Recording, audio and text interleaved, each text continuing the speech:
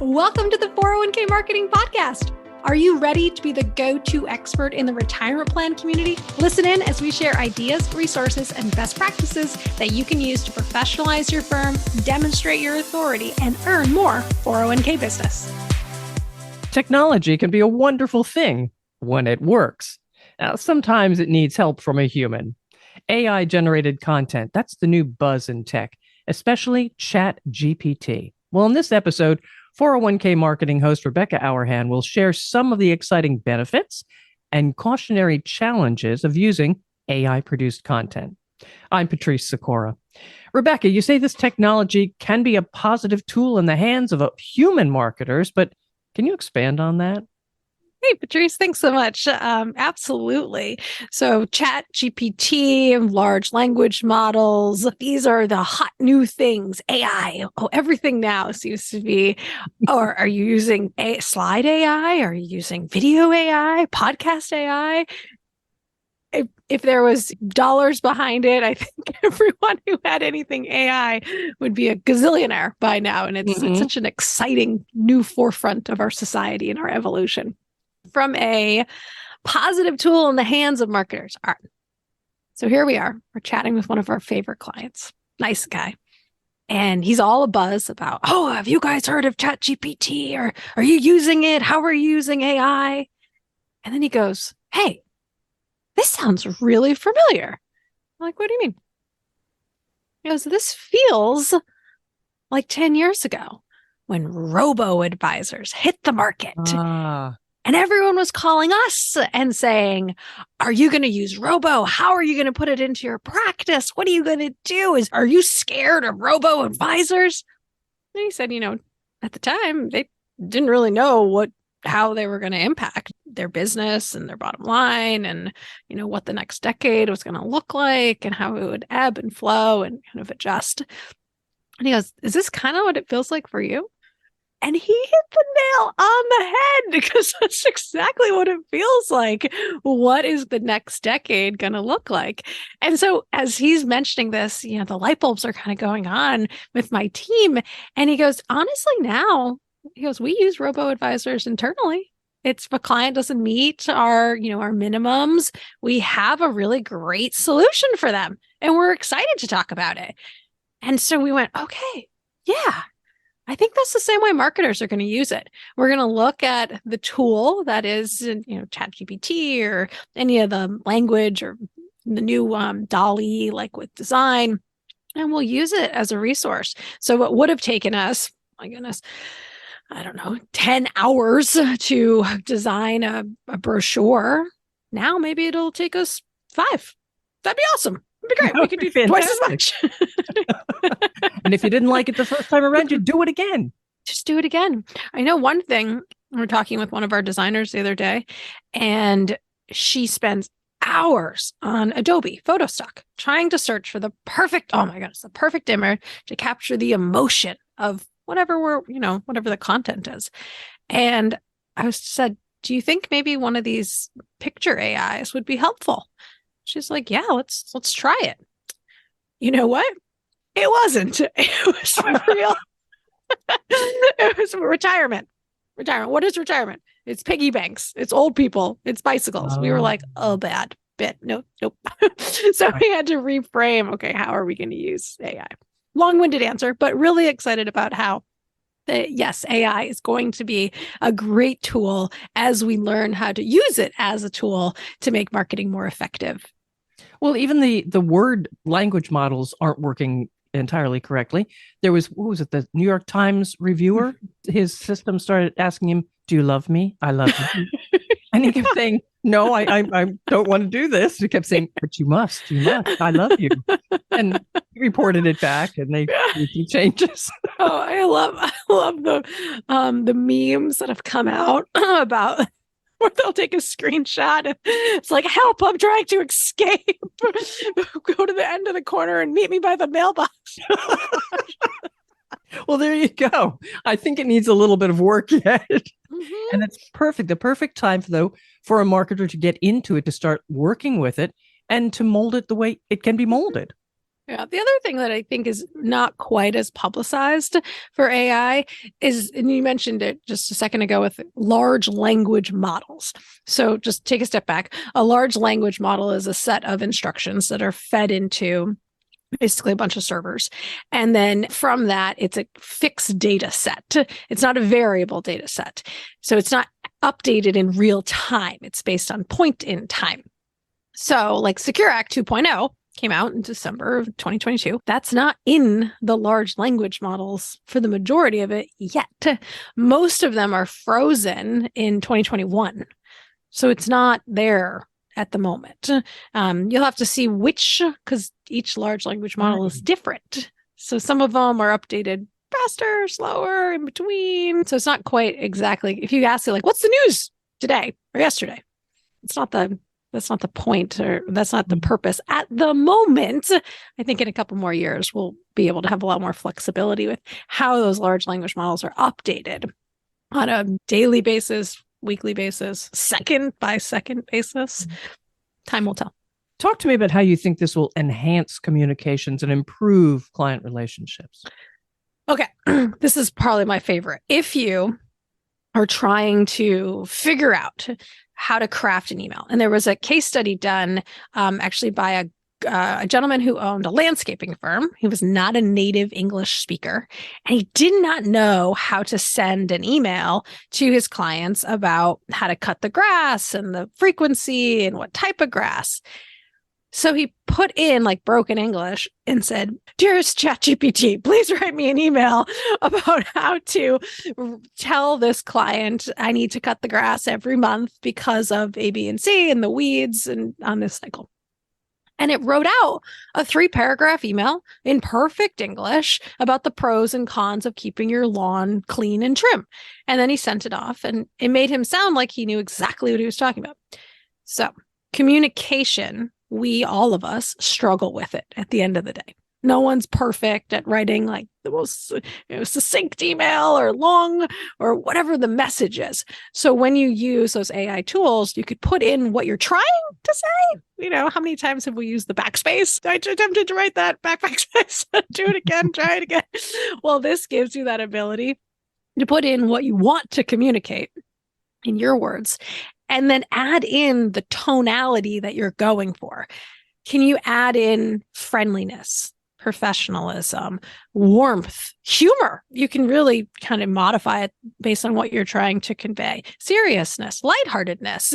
And then the AI will basically come up with a couple of different options for you. And then as an editor, you can cherry pick which ones you think actually do a good job communicating what you were trying to say, but now you have the tools in front of you to easily do that. Not only that, it can jog your memory. You may look at it and go, oh, yeah, that is what I wanted to say, but I could do this. I could say this. That's another great point.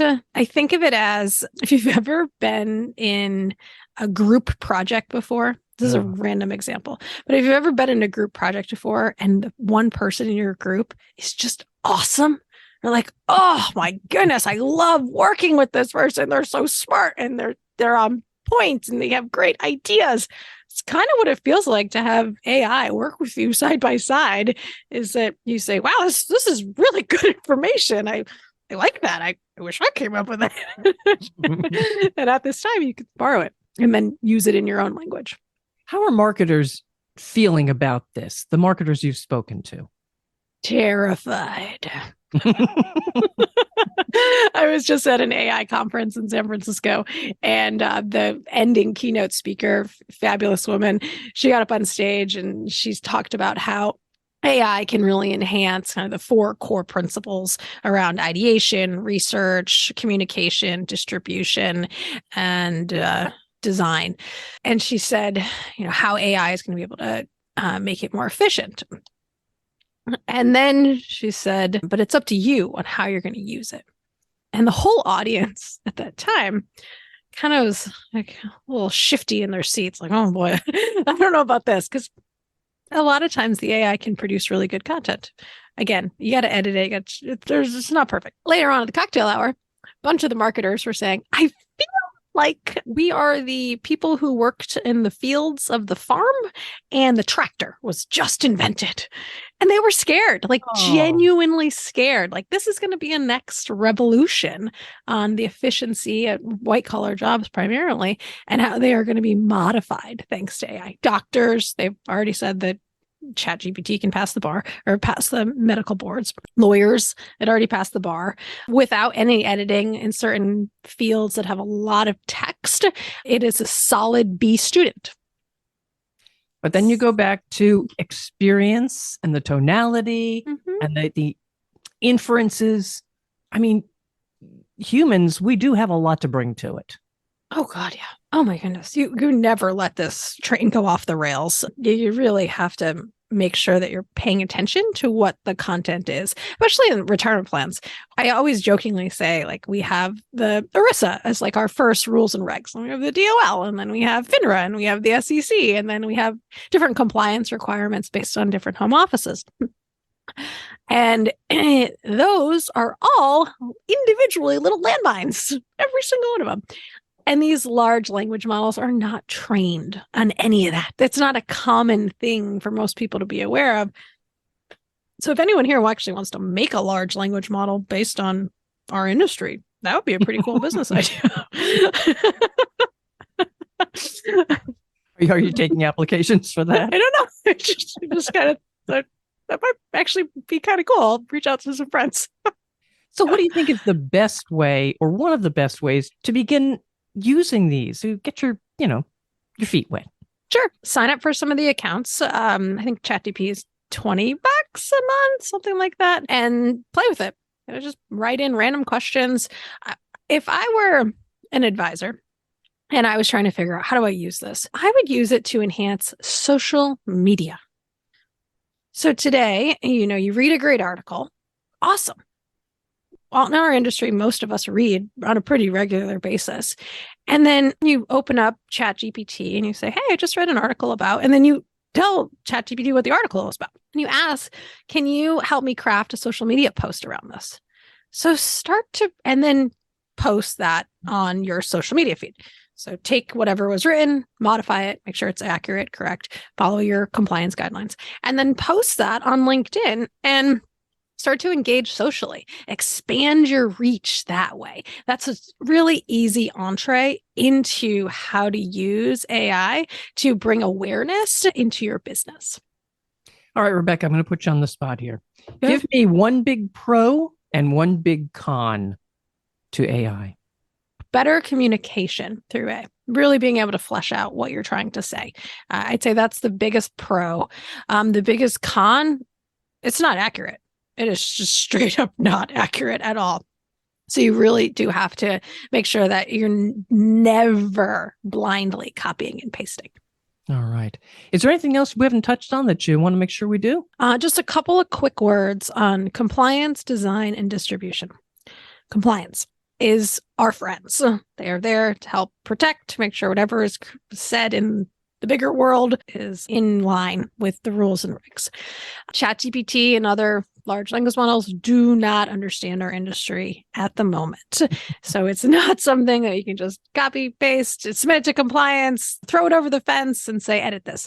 Compliance actually doesn't edit. That's not their role. Their role is to review. And then if they feel that it's inaccurate, they'll send it back and say, there's notes, but they're not editors. I think that's really important. So please set up a relationship with your compliance reviewers so that way you can start to use whatever content you're producing and then be able to share it with the world. Second is design.